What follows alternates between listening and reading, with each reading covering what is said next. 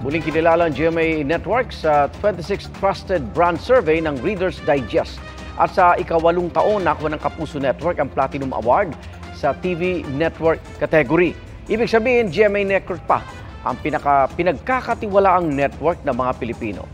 Ang award ay tinanggap ni GMA Senior Vice President for Corporate Strategic Planning and Business Development and Program Support, Reggie Bautista. Sa ika-2 taon, kinilala namang most trusted TV host for news and current affairs, si Atom Araulio.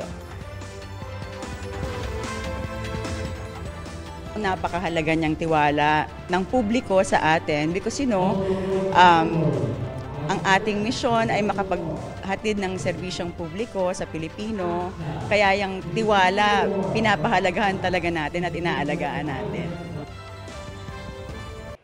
Mga kapuso, sama-sama tayong maging saksi. Mag-subscribe sa GMA Integrated News sa YouTube at para sa mga kapuso abroad, samahan niyo kami sa GMA Pinoy TV at sa www.gmanews.tv.